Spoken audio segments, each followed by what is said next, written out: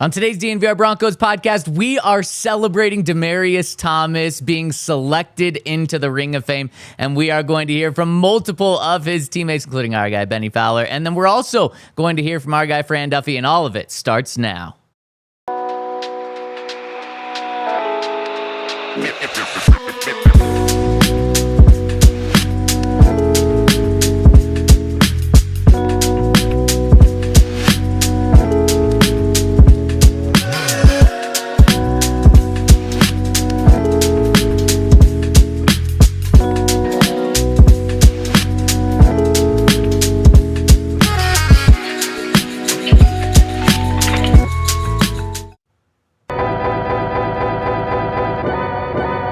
Long live Demaryius Thomas, and today we are celebrating a very cool milestone of him making it into the Broncos Ring of Fame on his very first year that he is eligible, and I'm looking forward to doing that on the DNVR Broncos podcast, live from the Toyota Lounge, where we are the DNVR Broncos podcast, driven by your local Front Range Toyota stores. Ryan Koenigsberg, Henry Chisholm, you're here behind the camera. Zac Stevens rocking and rolling with you. And we are joined very fittingly today by a very special guest, one of DT's good friends and former teammates, Bennie Fowler. Bennie, what is going on, and how's everyone doing today? What's up, fellas? Great to be back. Ryan, Henry, Zac, great to see you all, man, and super just excited and feeling a lot of gratitude this morning, for the fact that I had the chance to play and be a teammate of Demaryius. So excited to talk about it.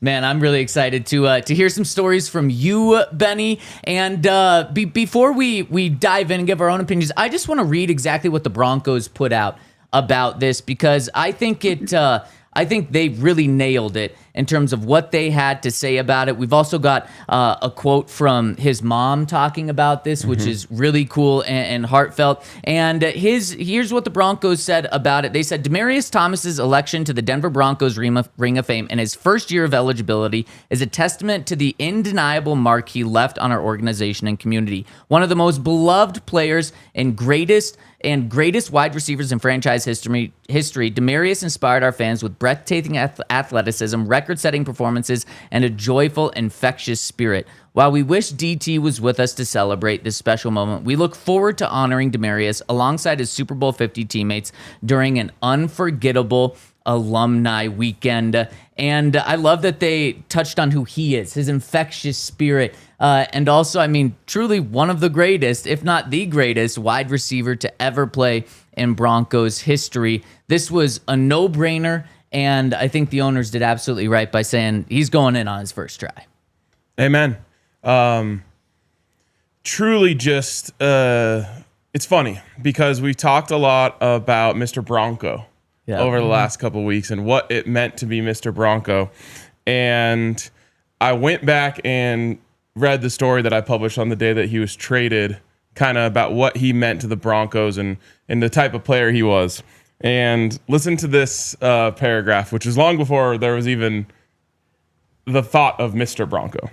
Or Mr. Nugget. Or Mr. Nugget, exactly. Demaryius Thomas is an all-time great Denver Bronco. He embodies everything you want in a player. A baller on the field, a champion in the community, a team-first attitude, a tough son of a gun, and an all-around good person. That's literally the exact qualifications that we were talking about over the last week or so about Mr. Bronco. So automatic, first time in, great Bronco, and more importantly, just such an awesome person. And I feel like I was lucky to get to know him a bit too. Yeah, I feel like that trade might be the most painful trade the Broncos have made. Like, Vaughn is up there because obviously, that's tough because he was facing the franchise for forever. It's just seeing Demaryius go just felt wrong though. Like it felt like he should be a Bronco forever. Yep. I can't even think of any others that really even compete with that. Even like with Emmanuel, like because he came in from the Steelers, and Emmanuel's Emmanuel. Like if you want to give him a spot where he can go get the ball more, like it just kind of makes sense for everybody. But that trade, seeing him go that was a tough day. Well, and I mean, he knew that he was going 24 hours before, and kind of the locker room. And Benny, you might be able to speak on this, but the locker room knew that he was out there. So he was traded on Tuesday. Monday night, Emmanuel went over to his house. So DT knew, and DT. Right before he was traded, that final open locker room when media was in there, I just went over to say thanks for everything. And he gave me like 5-10 minutes of his time of just talking. And that really just speaks to the person he is. I said this yesterday, and I also think there were quotes from, I think maybe Dave Logan through the Broncos. He's the most humble superstar that I think I've ever been around. Like, he just treated everyone with so much respect, whether I was a very young reporter or he's going up against other superstars. He just embodied what it meant to just be a great person or a great player and an even better person. Yeah, DT was one of the most incredible teammates, if not my favorite teammate of all time. I was blessed to pick Denver as my team because I was an undrafted free agent. And one of the reasons why I chose to come to Denver is because I wanted to learn from a bigger bodied receiver. And my best friend, one of my best friends at AJ Troop at Michigan State, we used to watch Demaryius Thomas highlights on YouTube all the time. And then he became one of my teammates. And I got to see this guy up close and in person. And I was his shadow for 4 years. I wanted to do everything like him.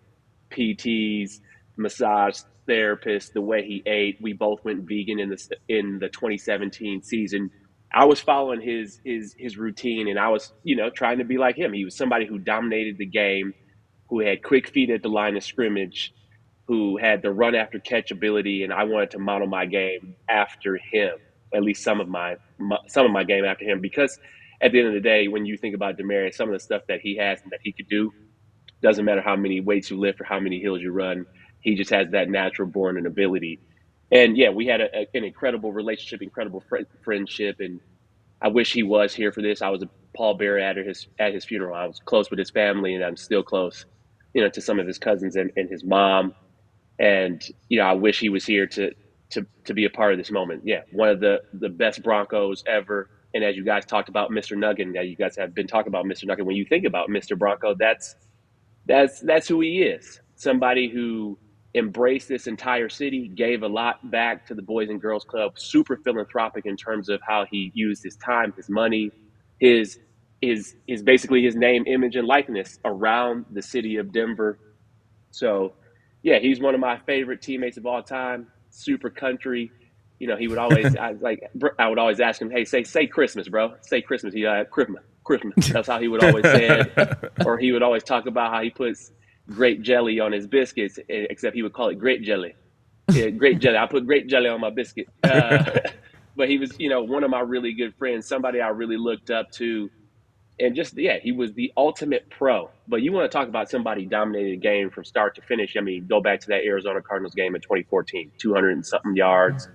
Just the way he dominated games was incredible to see, man. And he's, it's super cool to see this. And shout out to the Walton Penner Group for doing this the right way. He's now my second teammate in the Ring of Fame right after Peyton.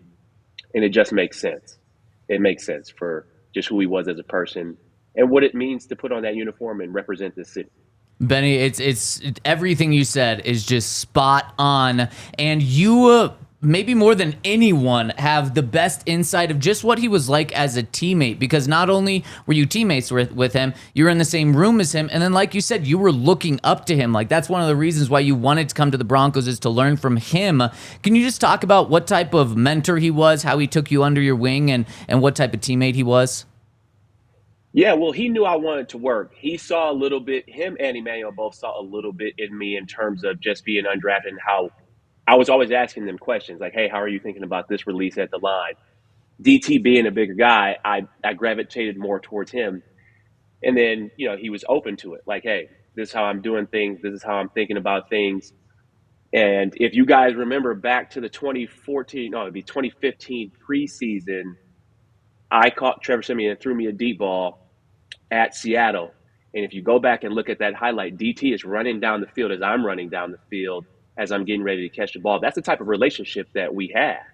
And, anytime that I would score or catch the ball, he was always the first one over there. I'll never forget the first time I actually got in on offense. was Sunday Night Football at Detroit. I go into the game, second or third series, and DT's like, "Hey, what you doing in here? What you doing in here? You ready for this?" And he just had that type of spirit, but he was always willing to help me. We trained a lot together. I hung on every word, and he was somebody that was very healthy. He was very reliable for the team. When you think about somebody that's a big body receiver and how many games he played in a row, he took care of his body. Yeah. Incredible teammate, will give you the shirt off his back. That's the type of teammate he was. And then he would just lead by example. He was incredible, man. He was just super cool. So, we got a lot of great memories. We went to a lot of basketball games together. We would always argue about basketball, and he was one of my really good friends. You talked about how like coming to Denver was a choice because in part that he was here. Did you know at that point how great he was with all of the young players? Like I remember Bryce Bobo came from CU and was on the Broncos for a few days, and I remember his first day on the team. Like I'm kind of watching him because he's a CU guy, and every time he gets to the back of the line, DT's walking up to him, talking to him, coaching him through, helping him out. Like. And even in this story that I wrote, I mentioned like him pouring into Cortland and even Deshaun Hamilton from the second they got there. Like he was so willing to share anything he possibly could with the young guys. Yeah, I mean, I didn't know he was as good as he was. You never know what the teammates are going to be like because you're coming into the NFL and, your head is on a swivel. You're always told these crazy stories about veterans telling you the wrong play in the huddle because they don't want you to take their job. DT was very secure in who he was. He knew he was a star receiver. He knew he was going to get the ball. But DT was always very helpful. And he really taught me to understand the NFL game and the politics of a team and how to make the team, and encouraging me to do special teams, but encouraging me like, hey, go play in the slot. Or find a different opportunity. Hey, Emmanuel and I got this on the outside. The inside is where you will have the most opportunity, but really teaching me the nuances of receiver, how the concepts and plays work. You'll see that this year as Bo and the receiver corps take the next step, but you learn how to play real football, or at least I did, coming in and learning from a Demaryius who had played with Peyton Manning and understanding, okay, we get in blitz zero, Peyton throws or checks to alley left, which is that 2-yard screen play where DT would take the screen 70, 80 yards. But you have to be able to see that and understand that. And he was great at just pointing out those things and how things worked. And he was just the best. Man, he truly was the best. And I think when I think of DT, I truly think of like the person more than I think of the player. And I kind of forget just how good he was. Unbelievably good. And why this is not a shock from the personal standpoint that he gets in on the first try, first year he's eligible, or the actual player standpoint. And before we get into the type of player he was, just want to read the statement from his mom, Katina Smith, who said, quote, "For Demaryius and our family, this is a dream come true. Like I told Mr. Greg Penner, one of the things DT always said was he didn't want to be forgotten when he was finished with the game. It wasn't just about football for him, but how he wanted to be remembered as a person. This will make Demaryius's dream come true to be a part of this prestigious Denver Broncos Ring of Fame. It's definitely going to be emotional, and I am honored to represent him. I know DT is smiling in heaven with this exciting news that came out today." I mean, beautiful. Beautiful, pulls at the heartstrings. And I do remember DT, that's kind of a memory of DT, is he didn't want to be forgotten once the game was over. And I think he's left so many Broncos fans, and more than just Broncos fans, but just with a deeper appreciation for him. So DT, never be forgotten, and now he officially gets to be immortalized into the Ring of Fame. Let's talk about what type of person he was after I give a shout out, or type of player he was after I give a shout out to our friends over at First Bank. And if you're looking for banking that plays at your own pace, whether that's tailgating, grabbing halftime snacks, or catching the game from your couch, First Bank is in your corner. With their secure, easy-to-use mobile banking app, you can check your balance, split the tab for stadium nachos, and stay on top of your money anytime anywhere. It's like having a financial MVP in your pocket. And here's the play that pays. You could earn $300 when you open a new First Bank checking account. Use it to score tickets to the Nuggets, Avalanche, or Rockies, or whatever keeps your day going strong. First Bank makes managing your money feel like a win. No games, just solid tools to help you stay in control right from your phone. So if you're ready to take your banking to the next level, head to efirstbank.com/bonus. That's efirstbank.com/bonus. Certain restrictions and requirements apply. Remember FDIC. And all of you out there know how much I love Coors Lights. They're just the best. I think I went to the baseball game Sunday, which was the rainy day, which was a little bit of a disappointment. Yeah. But got there nice and early for those $3 Coors Lights before first pitch. That's like the best deal in sports. It might be. You get 2 at a time, and they're like the 12 ounces, so you get like 1 in each hand. Go sit down, drink your 2 Coors Lights, and there's nothing better. Playing the camping trip also, and that's just gonna be going up into the woods, like way up into the woods, and just drinking Coors Lights by the lake for a couple days. Like there's just nothing better than a Coors Light in the summer. Also, people really like them for skiing too, so I guess in the winter too. Mountains would be very cold. Coors Light's the best wherever you are. Go get them. When you want to make the most out of the times that you choose to chill, choose Coors Light. Get Coors Light delivered straight to your door. Visit CoorsLight.com/DNVR. Celebrate responsibly. Coors Brewing Company, Golden, Colorado. Beer. So just says beer. Let's get into just how freaking good Demaryius Thomas was. DT, in terms of the stats, the second best receiver, second most accomplished receiver in Broncos history. But when you break it down, man, DT pretty much dominated because Rod Smith owns pretty much every Broncos record for a wide receiver. Rod played for the team for 12 years. DT played for the Broncos for 8 years and was second in nearly every single statistical category. I mean, second most receiving yards in team history with over 9,000. Second most receiving touchdowns in team history with 60, only 8 shy of Rod Smith. Second most receiving yards per game in team history, over 72. Second most receptions for a receiver in team history. Third most receptions in a game for or per game in team history. Obviously, a Super Bowl champion and now a Ring of Famer. He also held the record, or still holds the record, for most catches in a Super Bowl. DT, Benny, you said it earlier, DT couldn't be stopped by one person, and he could do everything from taking a screen to the house to taking an 80-yard catch and catching it 50 yards down the field to the house. This guy was, when he was on the field, he was unstoppable. Yeah, he was unbelievable. You know, Zach, when I was actually sending you some of the pictures, I have a couple of videos actually on my phone of him running a dig route against the Chargers, against Casey Hayward, spins Casey Hayward around like a top and catches a dig route. And then on the following play, we are running the ball, and DT pushes a DB 8 yards in the air just on a blocking play. But that's what type of player he was. DT could literally do anything. He could run the slant. He could run the 15-yard stop. He could run the dig route, and then you could throw him a go ball or a post. He could literally do everything. And then you talk about taking the 2-yard screen 70 yards. But he was literally, you know, a jack of all trades in terms of the receiver position. You know, you really couldn't stop him. It's the first time I ever saw somebody really get double teamed is when we would play the Patriots.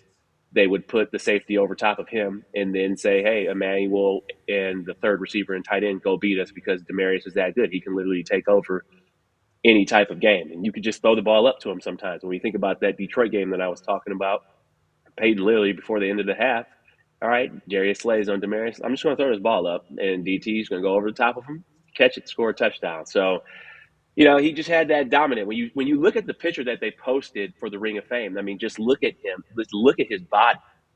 Yeah. Like it's incredible. I mean, 230, all solid muscle. Hands were huge. He could never really hold the ball the right way because his hands were too big. So, you know, it's just he's just an incredible receiver. Dominant.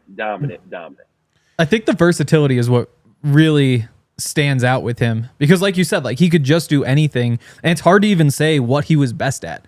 Like with any other player, you usually say like you look at Courtland Sutton, it's like, oh, it's the jump balls. You want to throw him those 50-50 balls, and he'll go up and get it every time. That's what he's best at, and he can do other things too. But with Demaryius, like you have the releases, you have the pure speed. Like he ran a 4.38 which is pretty crazy for a guy his size. You know, the jump balls, everything that you could ask of a receiver, the blocking. Like there was a moment where you could make the case that he was the best blocking receiver in the NFL. And you go through all these different boxes and say, what is it about him that was the best? And it's just so hard to pick one thing. Yeah. And what just stands out to me statistically, on top of everything you guys said, he and Peyton from 2012 to 2015 in the 4 years with Peyton. And remember that final year with Peyton, the stats weren't there from a passing perspective. He averaged almost 1,500 yards, over 100 catches, and 10 touchdowns. Over a 4-year period, that is insane. That is literally one of the best quarterback and wide receiver combos over a multiple year stretch in NFL history. But then you take it further and you go, okay, what did he do without Peyton? And the 2 years without Peyton after, with Trevor Siemian, who I love Trevor Siemian. Anyone that's watched the show knows I love Trevor. And then coupled with Paxton Lynch and Brock Osweiler. You don't love Paxton? He averaged over 1,000 yards in those 2 seasons and 90 catches. That is insane production. So he was able to take an all-time great quarterback and put up all-time great numbers. He was able to take. That's when I knew DT was actually. I mean, I thought he was the real deal anyway. But the 2 years after, to have 1,000 yards with the quarterback carousel that we had. And for him for him to continue that dominance is incredible. And then Zach, you do bring up a good point. But 2012 to 2015, everybody talks about Megatron, but they had gave Demaryius Thomas the Optimus Prime name because they were both Georgia Tech receivers coming out of that triple option transformer type, big body type, receivers doing incredible things. Like I would say, I mean, Demaryius was, to me, 2012 to 2015 was top 3 receivers. You would pick those years. You would pick either Julio, Antonio Brown, or Demaryius, and you couldn't go wrong with either one. And literally, we're averaging the same stats. He was top 3 receiver easily. Yeah, and I remember having all those fights because like Des Bryant was super hot at the time. Like AJ Green was putting up big numbers at the time, and it was so fun to have a receiver that like you could say. You could make a reasonable claim that he's the best receiver in the NFL right now. And that's, as much as I love Courtland Sutton, like the Broncos are still just missing that piece right now. There's a lot of Demaryius's game that was underrated, in my opinion, and maybe underappreciated during his time in Denver. I felt like I've never been more defensive of a player than I was of DT because I felt like mostly because he had a few drops. He was being underappreciated. But honestly, I think that the part of his game that was most underappreciated was his toughness. Not all wide receivers are true football players. Sorry, Benny, not you specifically. I'm thinking maybe like Tyler Lockett, that likes to slide down and avoid contact. Demaryius Thomas never was tackled by one guy as far as I can remember. No. Yeah. It was, and it took a toll on his body because he would have to get stood up by someone and then someone else would have to come in and finish the job because he was just such a horse, just fighting through everything. You could not tackle him easily. And then here's the other thing. People, when he came to the Broncos, he was hurt.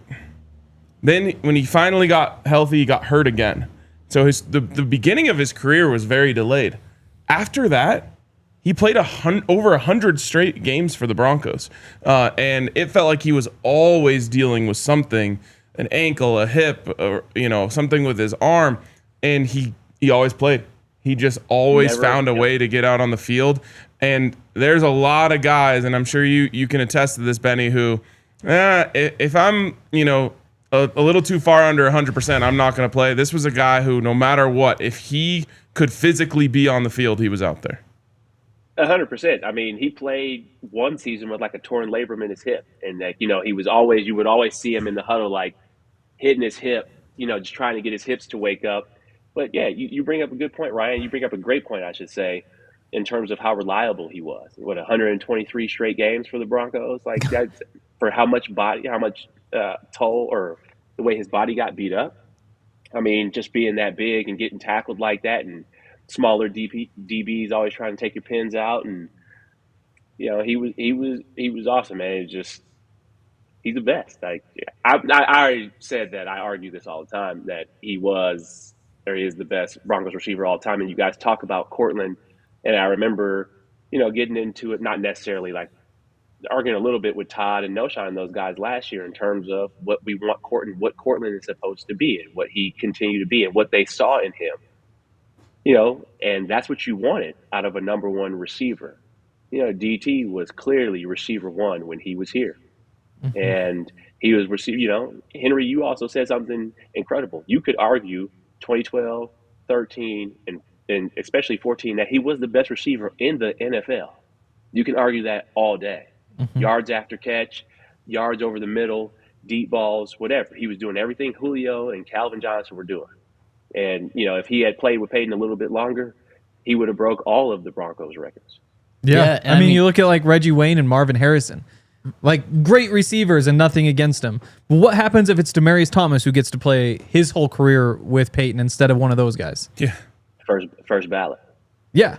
Easy first without ballot. a doubt. And I mean, right now, he was already in his first year of eligibility last year. He was up for the Pro Football Hall of Fame, and he is 100% deserving of that. I really hope that he gets in there. And Ryan, just one thing that I wanted to point out, I believe it's from that article that you put out yesterday that you wrote many years ago. DT couldn't take his pads off after a game, and you had to help him. I think it was you or a teammate next to him or something. So he was like the last guy in the locker room, and it was during that season with his hip where you could see him it was against the Giants, and the Broncos ended up losing. He was hobbling the whole game. He had to go back and get an X-ray at some point. He ended up putting 10 catches for 133 yards at maybe 70%. I think that's generous. Yeah. And so then it took him a while to get ready, get through the shower. But I really wanted to interview him after the game, so I'm just sitting there waiting. And he gets dressed and he starts to try to roll down the collar on his shirt. He couldn't lift his arms up high enough to get to the top of the collar to roll it down. Sheesh. And he just kind of looked back at me. I was like, I got you, bro. So I rolled it down. And it was that time where he was just he told me, he's like, I'm going to play. If I can play, I'm going to play. If my legs are working, I'm going to run. If my hands are working, I'm going to catch. It was just an unbelievable just dedication. And the big thing he said is I'm not leaving my brothers out there. If I can play, I'm going out there with them. Man, I love that. And that is Mr. Bronco to a T, maybe all-time Mr. Bronco right there. Benny, do you have any final stories or thoughts before we let you go? When I think about DT during the pandemic, there's a couple of stories that really stick out. My last year in Denver, which was 2017, his birthdays are Christmas. He celebrated. My mom was in town. He came over and he celebrated his birthday at my house. That's how close we were. So my mom made him some food and we hung out all night, him and his cousin Jamel. So that's one of my favorite memories. And then during 2020, we all don't know if we're playing. DT doesn't know if he's playing. I don't know if I'm playing. We don't know where the NFL season is going. And so him and Emmanuel come over to my house and we sit on the porch all night talking, telling stories, and wondering if the world is going to end at that time. And that's the last time that I saw him. And, we would text every now and then, but,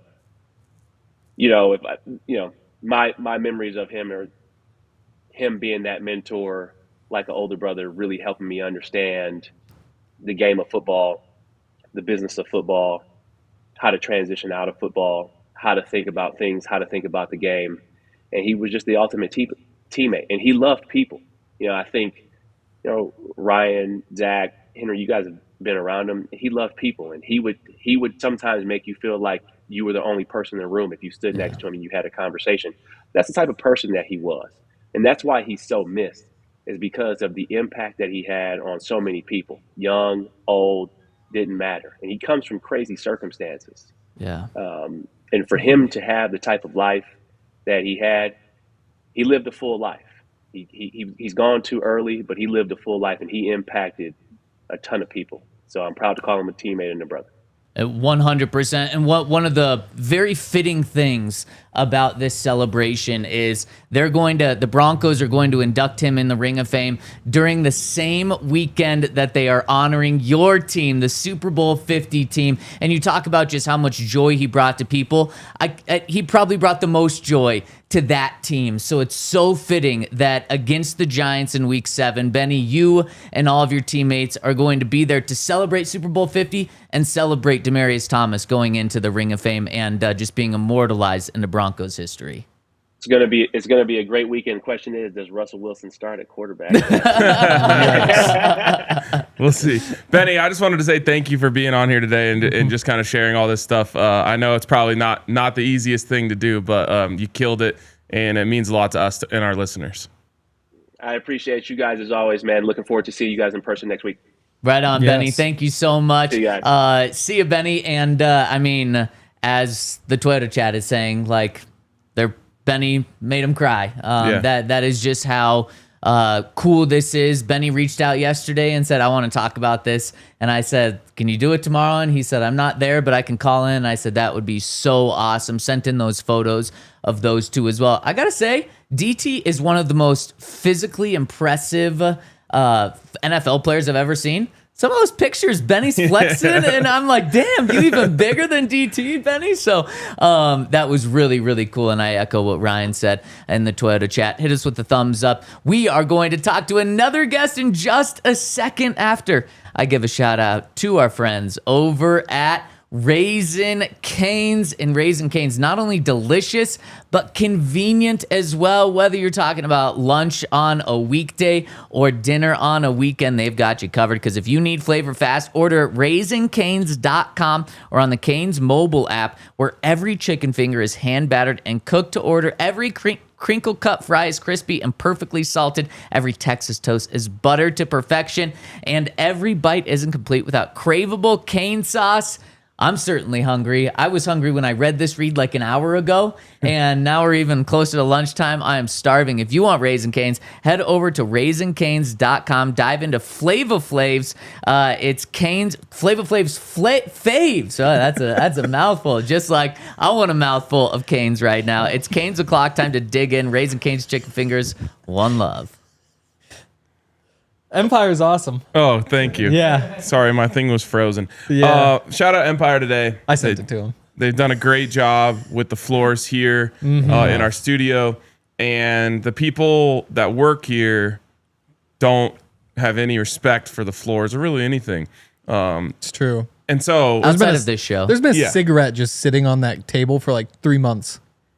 should smoke it. I don't think so. Do those even go bad? I have no idea. Yeah, I don't either.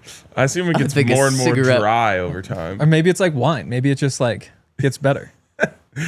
Honestly, that's what Empire floors are. It's true. Yeah. You can just break them in, wear them out, and you look around here, there's no like intense scratches.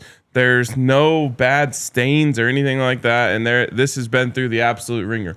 I don't know of an Empire Today floor that has been more put through the ringer than this one, and it still looks amazing. So you and your family and your dog and your kids, you're not going to do damage to these things. You got to get yourself some Empire Today floors, and you can get $350 off when you use the code DNVR. It's $350 off your floors when you use the code DNVR. Go to empiretoday.com/DNVR for full details. What did I say? Didn't I just say I want a mouthful of chicken fingers? Yeah. Just the word mouthful generally. Mouthful of chicken. Yeah, I don't regret that. I stand by it. No pods necessary, the Toyota chat. And speaking of no pods necessary, let's bring on our guy, Fran Duffy. No, not our guy. He's not here yet. Did We you heard guys it. hear the Jingle. ring? Yeah, we heard him. He came and left. Oh, wow. Wow, Pause. okay. Was your Dang, mic on he for got- that? He Oh, felt that's big a times waste. by Benny, so he just bounced. Oh, poor yeah. He came and left. All right. Wow, I'm still. Okay. Well, What did you say? While we're on the topic, when we went to the Fort restaurant, the great one, I should Fort, say. yes. Very confusing. And I got the game plate with all the different things on it. And my girlfriend, in front of her family, said, "What came on your plate?" And I just could not stop laughing. yeah, that's funny. It was Wow, really funny. Wow. Quick update. Fran's computer had a mandatory update, so he'll be there in a second. I don't on know, the man. man. If it's anything like my computer, he will not be here in a second. No. I think that happened to me one time right before a press conference. The computer hit that update, and it's like, well, I'm not live tweeting today, I guess. Yeah. No, that's... You could just go to the phone, though. If I were him, I would have just called in from my phone. True. Tips for Fran. Yeah, you know. Yeah. Got tips for everyone. So- What did Harrison say as D-lines? Oh, the cigarette. Oh. It's a bit. Oh, right. Yeah, it's just a prop. Oh. Yeah. A is it? So it's like one of those. It's like made of gum or whatever. No, it's Why a don't you real try it? cigarette. Oh. used for Yeah, prop it's, No. purposes. I wouldn't Oh. put it in your mouth, but it's a Real. real cigarette. Real. Pause. Okay. Well, should we guess what Fran's comps are going to be? I know. Yeah. So Oh. I'll throw them out here. Okay. Wait, don't waste them. Don't waste. No, I'm gonna throw out who he's comping, like the player, and then you guys can guess. So Okay. let's start with the first overall pick for the Broncos, Jahdae Barron. Who would his comp be? He's got 7 of them. Seven Eight. comps? Yep. He did 7 each. He did 8. He did 8 for one of them. Oh, really? Wow. Yeah. No. So I'm curious how he laid them out. We'll let him explain that. I'm gonna go with, because I heard this comp and I thought that it would be, it's like a good comp, but maybe not the most optimistic comp. And it might have actually come from Fran, and I hope it didn't. But Mike Sanderstill, the nickel cornerback, I think he was a rookie last year from Michigan who played for the Commanders. And he just had like a funny video on the internet, which made me think about it again. He did. What was that video? I can't remember. Did he? I think he. Oh, he did the called. call, He called yeah. Jaden Daniels to say goodnight. Yes. How did Jaden react? As you would expect. Yeah. Yeah. But I think that would be the comp that I'd expect Fran to go with. Okay. That's good. I don't know. Nothing comes to my mind immediately. That's fair. I know one of the ones he has you guys are gonna like. So let's go on to Chris Harris? Wow. current NFL players. They're all I believe. current. Okay. I was just trying to think of one that I would like. Let's go to R.J. Harvey. Who would you like Fran to comp him to? I want him to say LT so bad, but he's not going to. I mean, that would be a crazy thing to say. Again, current. Oh, current it has players. to be current. That's right. I believe so. I believe these are current guys. Brees Hall? Probably would- too big. I would big, sign up yeah. for Too that, though. lumbery. Not quick Yeah. enough. But I just the combination of pass catching and Yeah. running. Speedy running back in the current NFL. Home run hitter, a little undersized. Trying to think. Here just said Javonte Williams, That's insane. a home Javonte- run hitter. Yeah. Travis Etienne. Oh, Bucky Okay, Irving in the okay. chat's a good one. Yeah, Bucky Irving is That's a really lot good of one. people is a like, really good Yeah. one. like the Bucky Irving one. I They really do. like that. Yeah, that would be a heck of a comp. Pat Bryant. Actually, no, because of this one, it does not have to be current NFL players. Mike Thomas. Okay. Is that one of them? We'll have to find out okay. from Fran. My Pat Bryant comp is slightly slower but more refined Tim Patrick.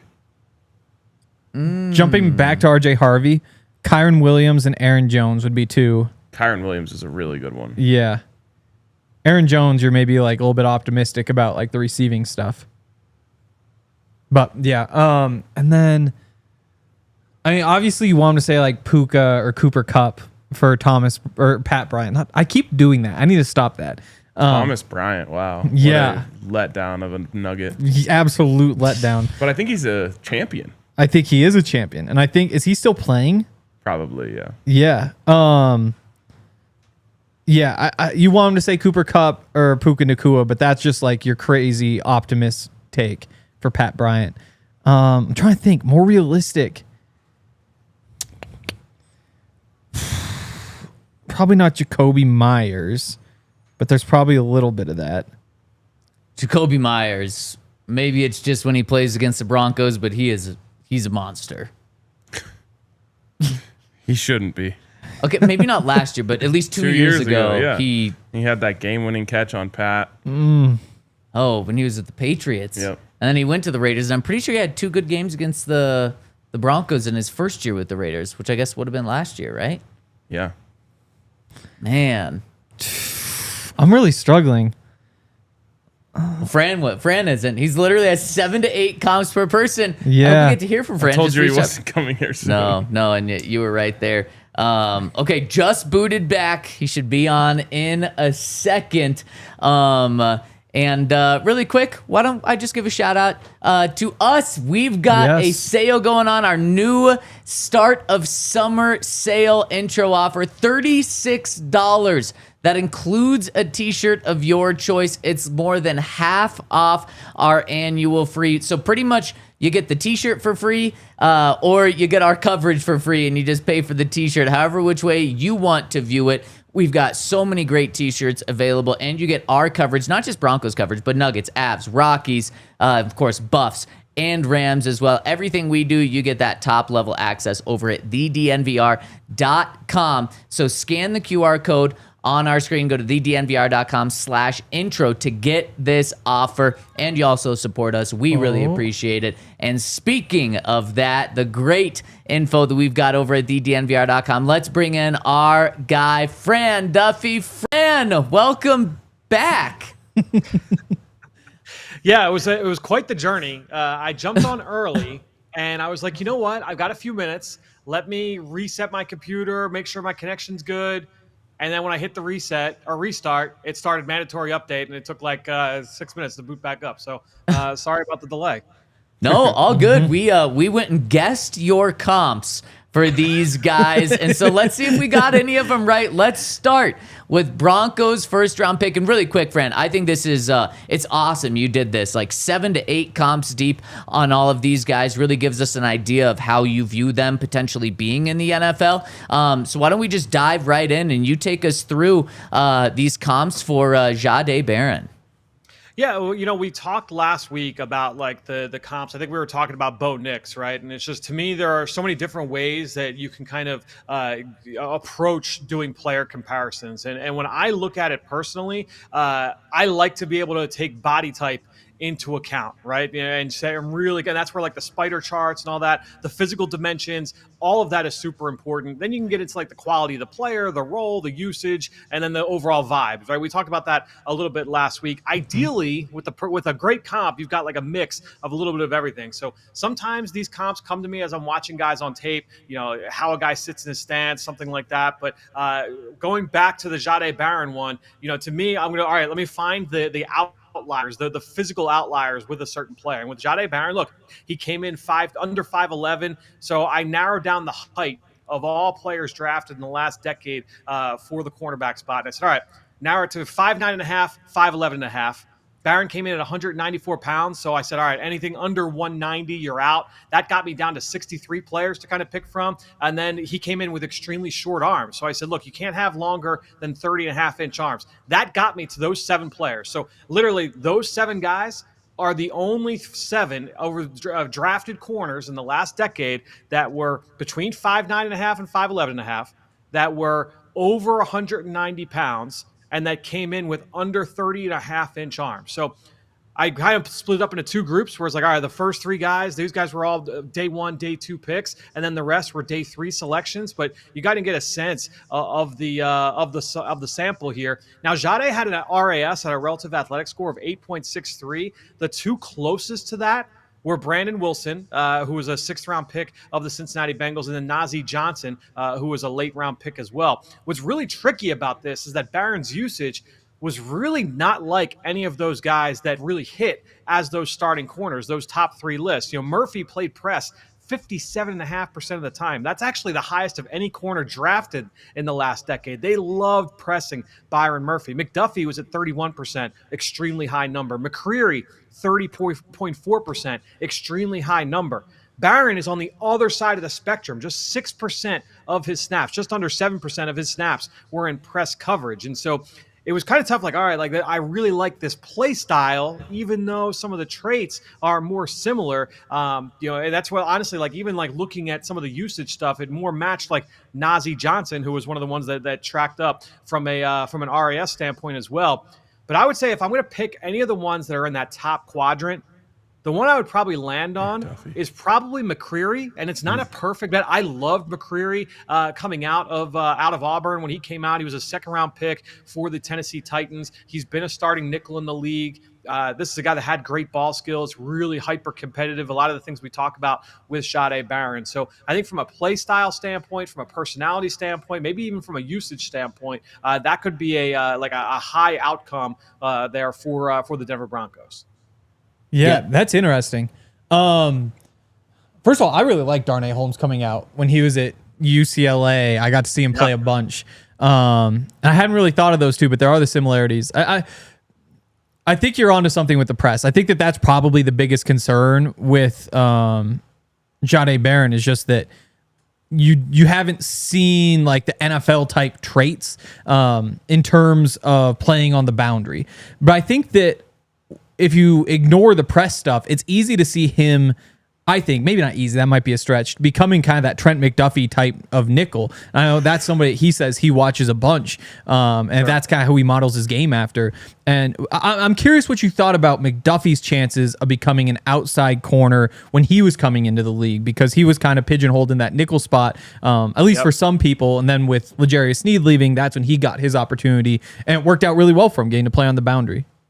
Yeah, I think the big thing for me with McDuffie, I had a little bit more confidence in his ability to play man-to-man on an island in that way. And it's probably because we saw him do it in college where it was like, all right, he's going to play up on the line and play some press. You know, the big, when I think of like the press coverage, off coverage thing, I go back even to last year with Quinyon Mitchell when he was coming out of Toledo. That was a big knock on him because he was in like the single-digit % when it came to how much press he played. When he did it, it looked good, but those reps were just so few and far between. So he goes to Mobile, he goes to the Senior Bowl, and all he did all week was press. He was like, yeah, I'm going to show teams that all I can do is press, and he was awesome. He was one of the best players in Mobile at the Senior Bowl. Obviously, we didn't get that with Barron. I would have been very interested. Now, he accepted an invite to go to the Senior Bowl in 2024, like the previous cycle, before ultimately going back to Texas, and that was a good decision on his part just because of what he did for his draft stock last year. But I think that it's an interesting thing. I'm very fascinated to see what the usage is for Barron as we go into his rookie year.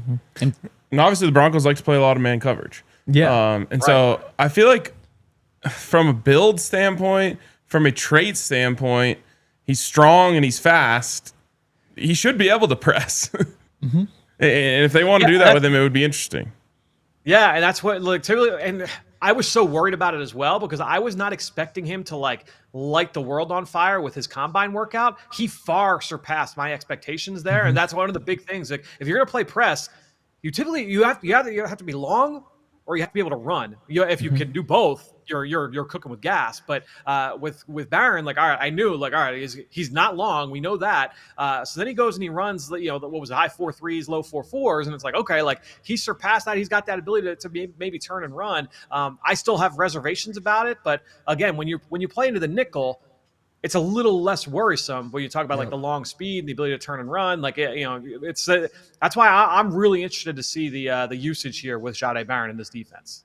All right, so Fran, is RJ Harvey Alvin Kamara or is he Saquon Barkley? Tell me it's one of those guys. Well, let's get into it. And again, Harvey, he's another guy that's got a unique body type, right? 5'8", 205. So I'll start there. So 5'8". So anyone between 5'7" and 5'9", right off the bat, that cuts it to a 31-player sample, right? And so then I go, all right, 205 pounds.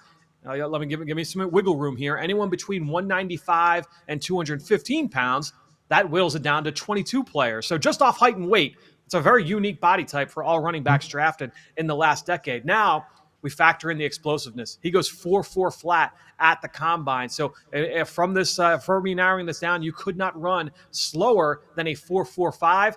That gets us to a nice, tight 7-player sample. Let's take a look at those 7 players. Now, it's an interesting 7 players, right? Because, and again, the guys, the top 3, the top portion there are the guys that I would say stuck in the NFL. Gainwell still in the league. Nyheim Hines had a long career. Darrell Henderson had some really good flashes before injuries ultimately took him out. And then you've got the guys at the bottom that were more day 3 picks and just didn't necessarily last all that long in the NFL. What was really interesting, I actually kind of dig the Darrell Henderson comp. From a physical standpoint, I had not thought about this.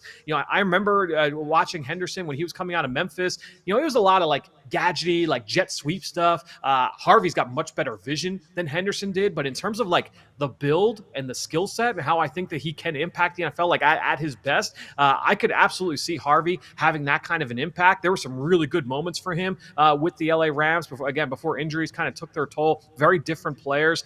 I know that the comparison has been made to Darren Sproles. So I took Darren Sproles because he came out of the 10-year sample, right? Like he was not factored into this. Sproles was shorter, Sproles was lighter, and Sproles was slower. Like he was quicker than fast. Like the fact that Harvey's got that like 0 to 60, that long speed, that kind of took Sproles out of that comparison. So, I would say for me, it's probably Henderson is the comp that I like most here. I don't see it to Gainwell. I liked Gainwell coming out of Memphis, but I think that Harvey's just got more juice there. So I actually think Henderson is the comp I like the most from this list. What's funny about this list is I loved all of these guys. Me too. I was just going to out. say the same thing. It's like Anthony McFarland. I thought he was going to be electric. Even Ito Smith. Yeah, at totally. ASU, I was like, oh, this guy's sick. One of the guys we love too, honestly, D'Angelo Henderson.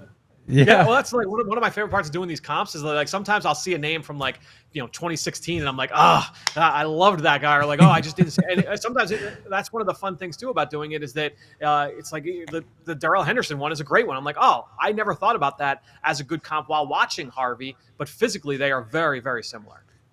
Zach and I absolutely loved D'Angelo Henderson when he was drafted by the Broncos, and we were like pounding the table. He couldn't get any opportunities, and he finally comes in week 17 or week 18, last game of the season, against the Chiefs, takes a screen to the house, and we're like, this is what we've been talking about all year. It was like the longest play of the season or something. Yeah. I essentially wrote an article after that game that said D'Angelo Henderson made John Elway, who was the GM at that time, look like a genius, and Vance Joseph, the head coach at that time, looked like the opposite. And that got me in some trouble with PR. They didn't quite like that. And then turns out Vance was fired. He scored a touchdown in an upset over Montana in the playoffs too. That was that was my introduction. I believe that was a duel of two rookie quarterbacks at the time, right? Maybe Paxton was in his second year. Two young quarterbacks by the name of Paxton Lynch and Patrick Mahomes. Just two trains passing, going completely opposite directions. All right, friend, let's hit your comps on Pat Bryant here, and I'm very curious to see where this goes. Yeah, so Pat Bryant, 6'0", so 6'2" and a quarter. So I said, all right, anyone between 6'1" and a half and 6'2" and a half, roughly. 204 pounds. So again, give me a 10-pound wiggle room on either side. So between 194 and 214 pounds. Now the outlier with Bryant is not a great 40, right? So he went 4.61. So I said, all right, no faster than 4.53. That was the 20th percentile mark. That got us down to 8 players. So bang, that's just those 3 numbers got us to 8 players drafted in the last decade at wide receiver. Let's take a look at that 8-player sample. Again, I kind of split it up to 4 guys that stuck in the NFL and 4 that didn't. Who's at the top of the list? It's the comp that Sean Payton used after the draft, and that is Michael Thomas, which I found to be fascinating there. So Michael Thomas was one of the guys that shows up from a physical comparison standpoint. Now, I'm not going to – I liked Pat Bryant. I struggle giving that lofty of an expectation on him from a comp standpoint. I did view him as like, all right, like Michael Wilson. That was a player I thought about. Cedric Wilson was a player I thought about while watching him. So I was glad to see those guys kind of show up as well. And some of these other players, the jury is still out on Xavier Hutchinson, who I really liked coming out of Iowa State. Ezu Kanma has stuck around. I know injuries have kind of have been an issue with him down in Miami. And so I think that this was an interesting exercise. I think ultimately looking at it, I probably land more on the Wilson end of the spectrum there. Cedric and Michael as like solid 3-4s, as opposed to Michael Thomas, who was one of the most productive receivers in football over the course of his healthy tenure with the Saints. But I thought it was really interesting that Thomas showed up on this list after Sean Payton made that comparison after the draft.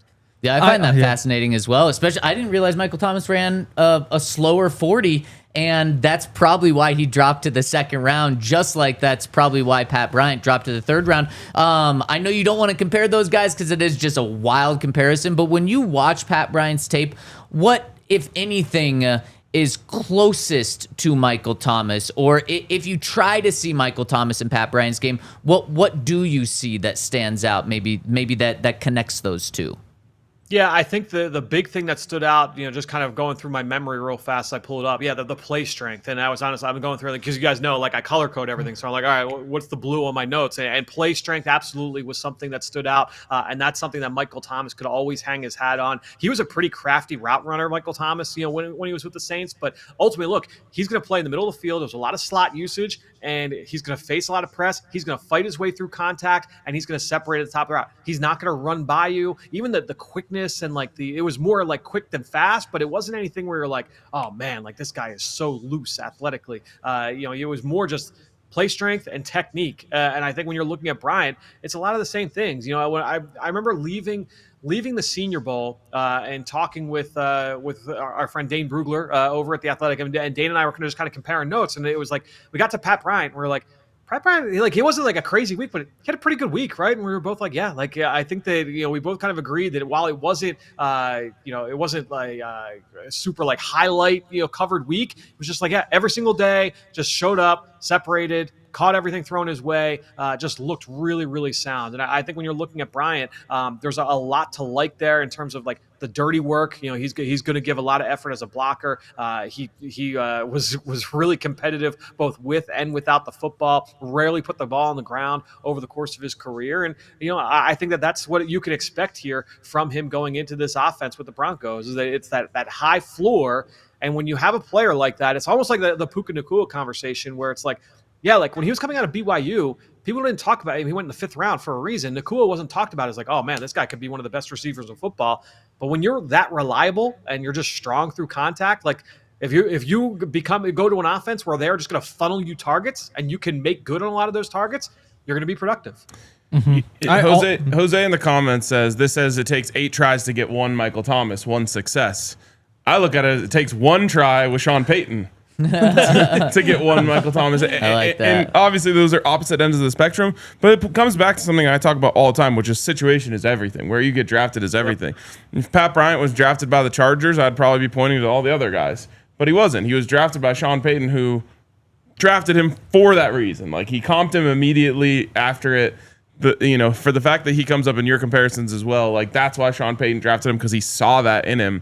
And honestly, everything we've learned about Pat Bryant since they picked him points towards that. The hand strength, the reaction speed, all of that stuff. Like, I'm excited about it, and I love that he actually came up in the search, because it makes a lot of sense to me that this could be one that Sean Payton's like, watch this.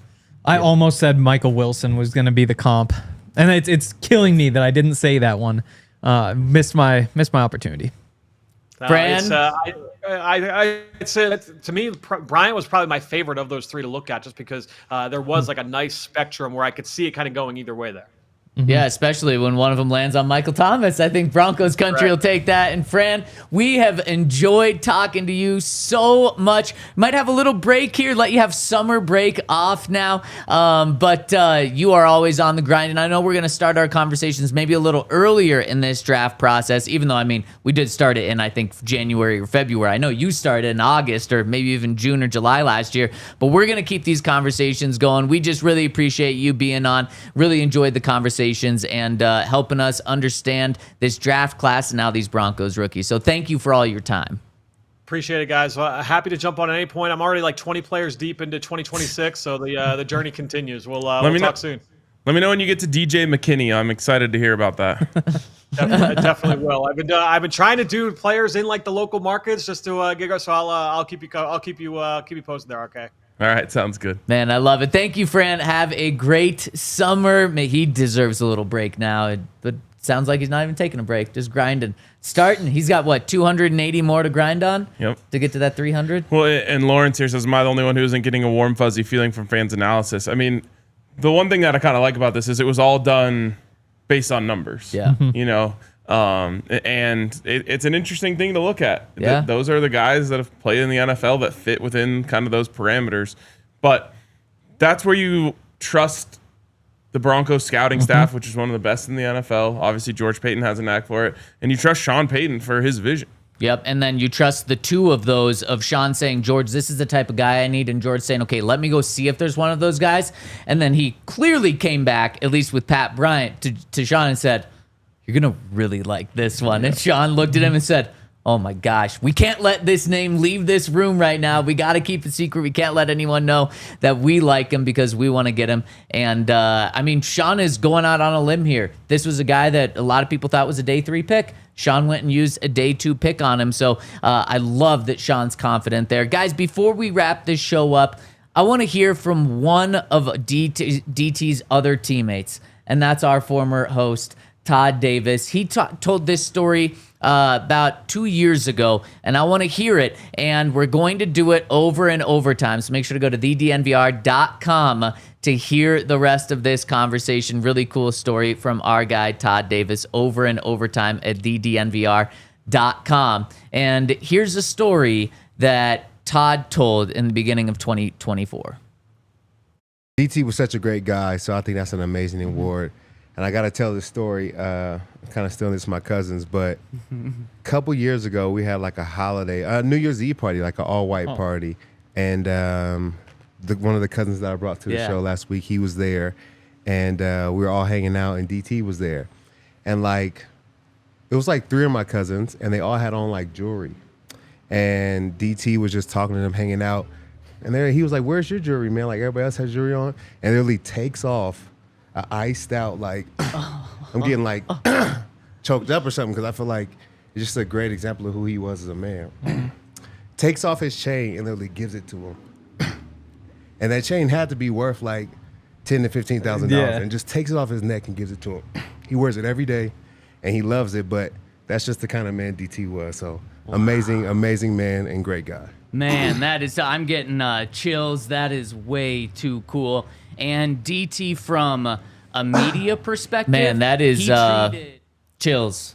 And this whole show just been getting chills throughout, hearing from Benny, hearing from you guys, hearing from the Twitter chat, and then hearing that from Todd. I mean, just to make him feel, to make his cousin, to make Todd's cousin feel included, he just gave him a $10,000 to $15,000 chain. Gave him, yeah. not let him borrow it. No, Gave him.